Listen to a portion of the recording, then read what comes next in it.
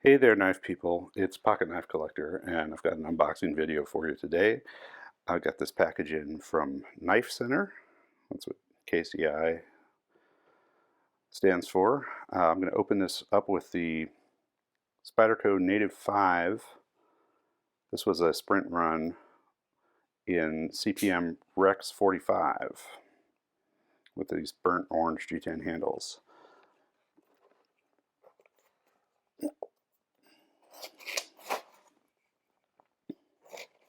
Okay, so we've got two knives in here.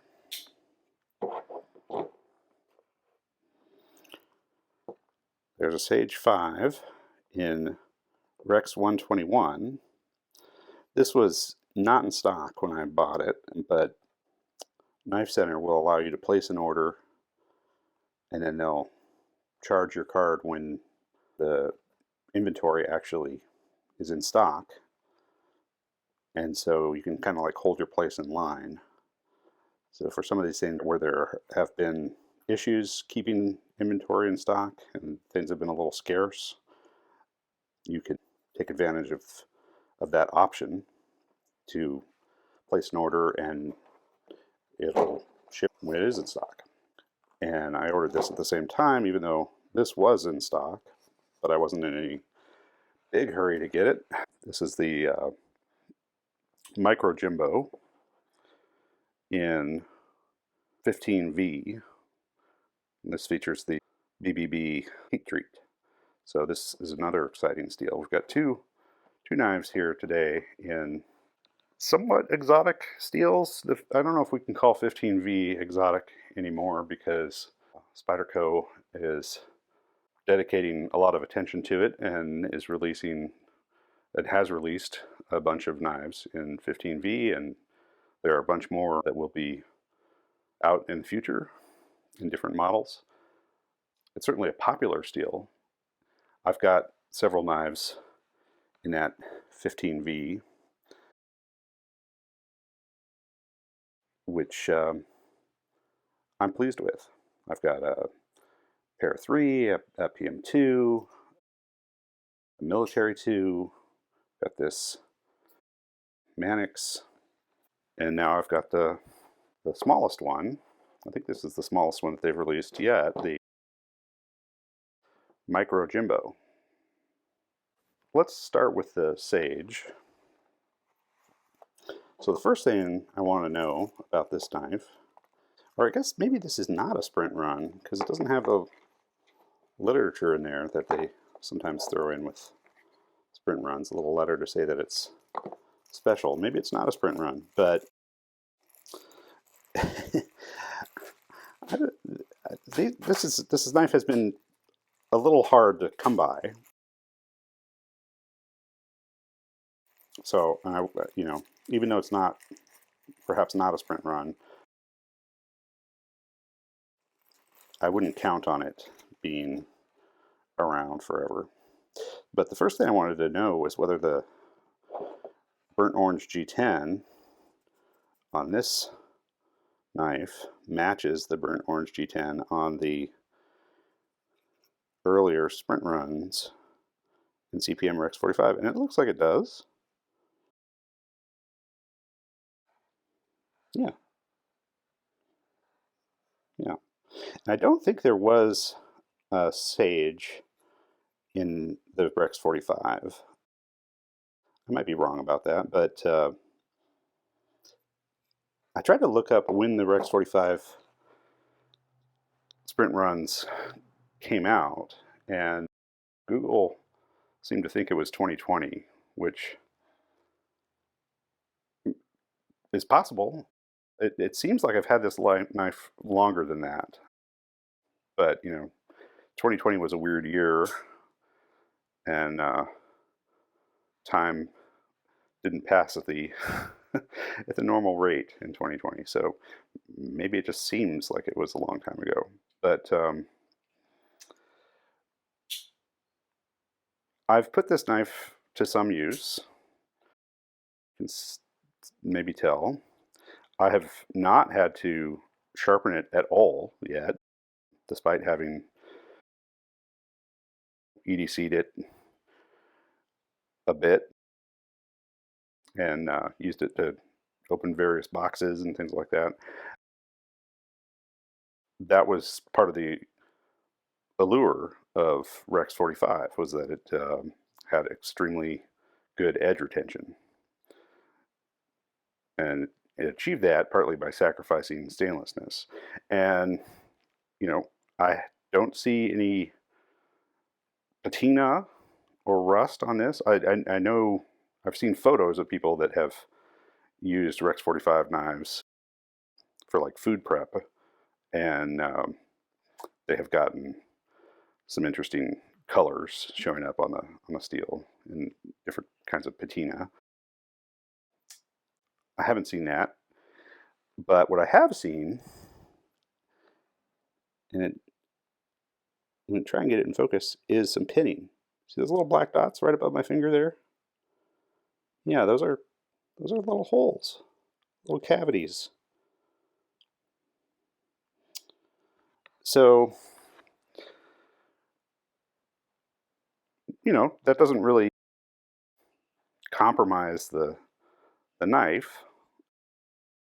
I mean, I guess if you got a lot of pitting, then that would create some weak spots in the knife. But a few itty bitty tiny pits like that is not going to really make any difference in the usability of the knife.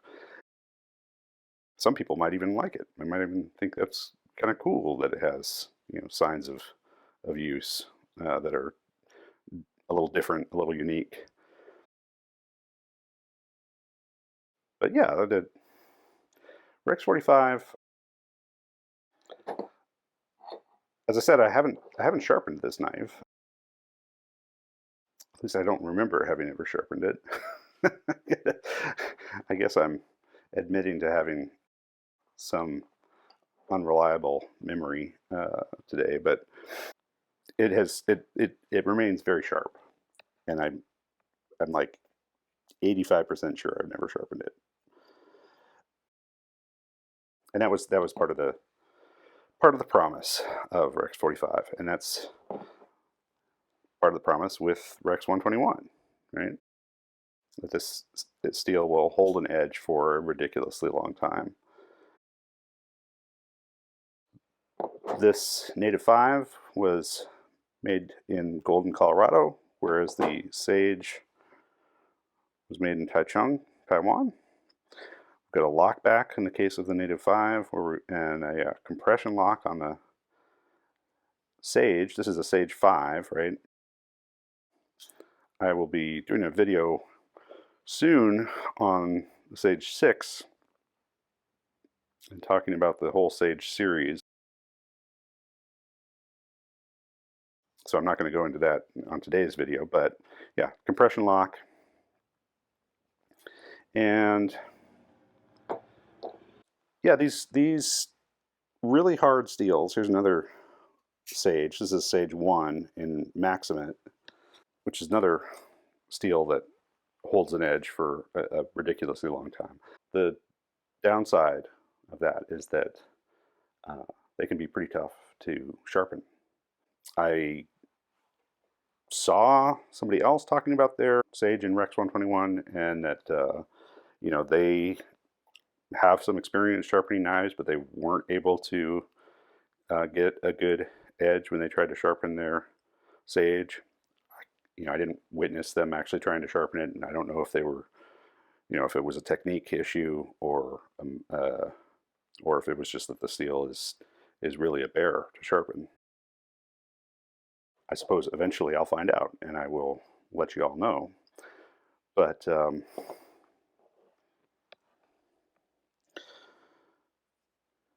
yeah, so we've got wire pocket clip, leaf-shaped blade, pretty comparable in size to that Native 5, although it's got different blade shape. It's got a drop point instead of a clip point. For other points of comparison, just if you're not familiar with the Sage, here it is with a paramilitary 2, pair 3. So close to the pair 3, right? different blade shape, but similar overall size, has a finger choil, just like the Para 3. In this case, it has the same lock mechanism, right? Sage 5 has a compression lock, just like the Para 3. Wire pocket clip, almost deep carry.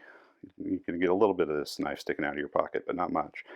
In comparison to the 3-hole standard Spyderco clip, you can get a lot more of the knife sticking out of your pocket with that clip than the wire clip. I don't think I need to belabor the point too much. I think a lot of people are familiar with the Sage. I don't have a lot to tell you about the performance of Rex 121 yet, because this is the first time I've handled a knife in Rex 121. So all I can say right now is it looks cool. It's the same burnt orange as that previous series of sprints, and I look forward to giving it a try. But let's now turn our attention to the Microjimbo. 15V is also a steel that has very good edge retention, but it is not impossible to sharpen. I have sharpened a Paramilitary 2 in 15V, and it was just fine. I used ceramic rods, and yeah, sharpening it was not particularly onerous. Yeah, so we got the big brown bear logo there. Looks a little, yeah, it's kind of got more of an outline, a little different than I have seen in the past.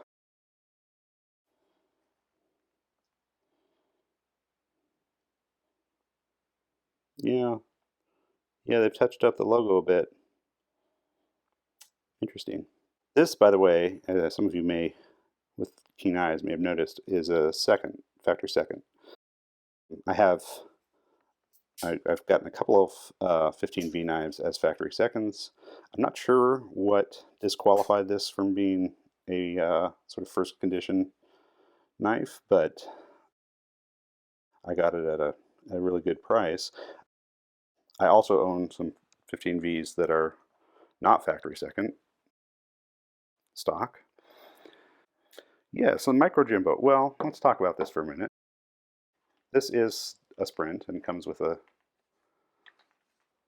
little paperwork. So it tells us about 15V, almost 15% vanadium. It's going to give you vanadium carbides, and behave differently than a lot of steels that are more familiar. Gives us a chemical composition there. Low chromium content, which means it is going to be susceptible to rust, although I haven't had a big issue with rust, even carrying those knives around a fair bit and using them. But I'm sure it's possible. It's not, it's not H1 or MagnaCut or LC200N. And then we get the discussion here of the heat treatment, which is part of what makes this such a successful venture for Spyderco. They've teamed up with Sean Houston, who has a heat treat protocol that gets really maximum potential out of the 15V steel. The Microjimbo is actually a knife I'm kind of stoked about, even though I was not really stoked about the Yojimbo or the Yojumbo. When these came out, some people saw the shape of the blade, right, this Warncliffe blade, and thought, hey, that looks kind of like a box cutter. I bet that would be a pretty good utility knife for like breaking down boxes and stuff. And it would, hold an edge longer than a disposable blade in a regular box cutter. And it could serve some other functions, right? It could also be an EDC knife. And it's a little bigger than a box cutter, so there are other uses. But that's really not what it was designed for. It was designed for fighting. It was designed as a tactical or self-defense weapon. for slashing, right? Now, I don't know a lot about knife fighting, but I do know a little bit about blade grinds, and this has a hollow grind and a big thick spine. So no, this is not a good choice for cutting boxes, right? It very well could be a good knife for defense. I wouldn't want to be cut with it. But yeah, if you try and push this through boxes, it's going to be really, really very fine behind the edge, very sharp. But then, as you go halfway up the blade, you're going to get to the full thickness of the stock pretty quickly, and that's going to give you a lot of drag, and it's not going to be good for push cuts through material. And fine, that's not what it was designed for. It was designed for a specific purpose. There are other reasons besides EDC stuff for carrying a knife, and that's what this one was intended for, was fighting. And then Spyderco released the Jimbo, right, which is basically just the same thing but bigger. This is both of these are sprint runs as well. This is crew wear that came from, no, not a sprint. Well, it was an exclusive for Knife Center. And then this, I think, was a sprint. This is in S90V with carbon fiber handle scales. And again, we see the compression lock, right? This has got a full 4-inch blade. And again, it's not going to be a good knife for a lot of the common EDC tasks that you might encounter if you're just carrying a knife as like a tool to handle whatever little project comes up during the day. It'll work, but if you had to break down a bunch of cardboard, this would not be a good choice. But they came out with the Microjimbo.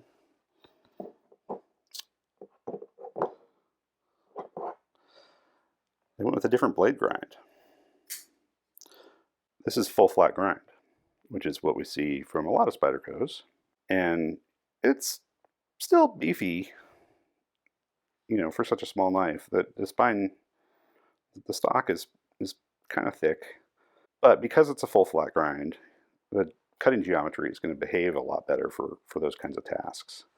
So this looks like a little utility knife, and it would probably make a pretty decent utility knife.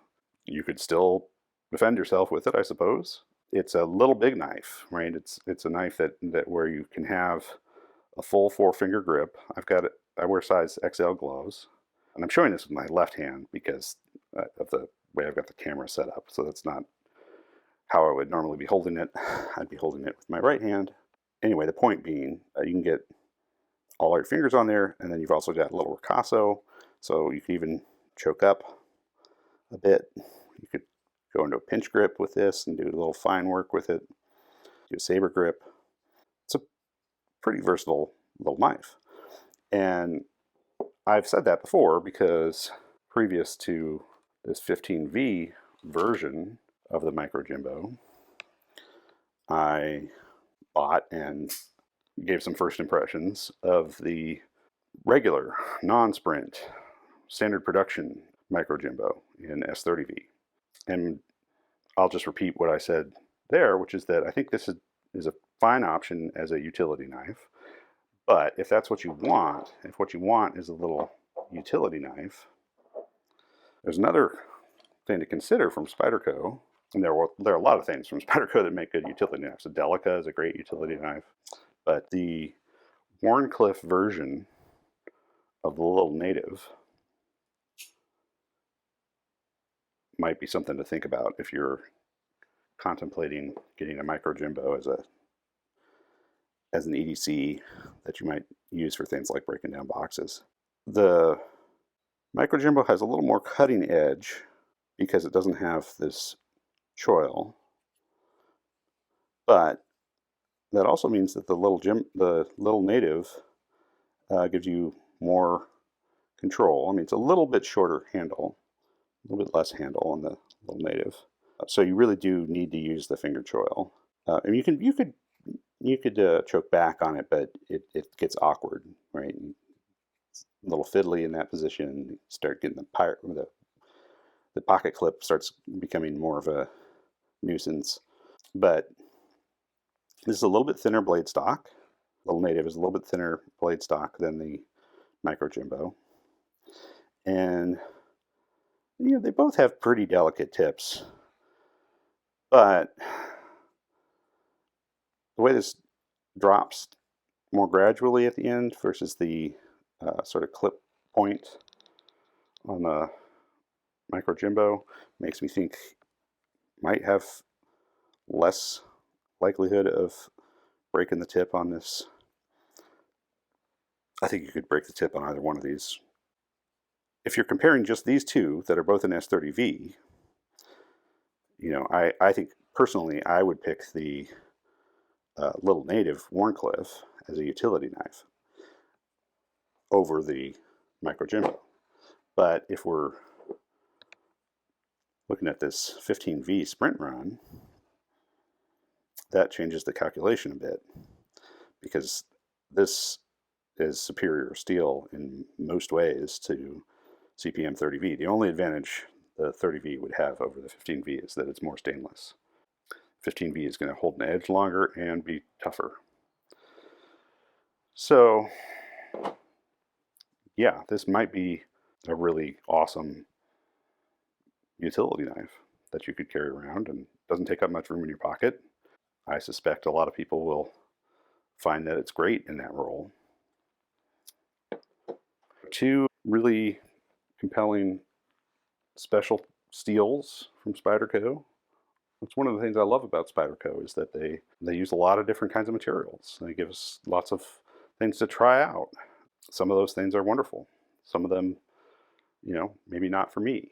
But 15V has been, home run, I think, for Spyderco. All right, I'm going to stop there for today. I hope this was interesting and useful for you. If you like knives, subscribe to my channel, because that's what I do. Is I like knives. I'll share them with you. All right, thanks. Bye.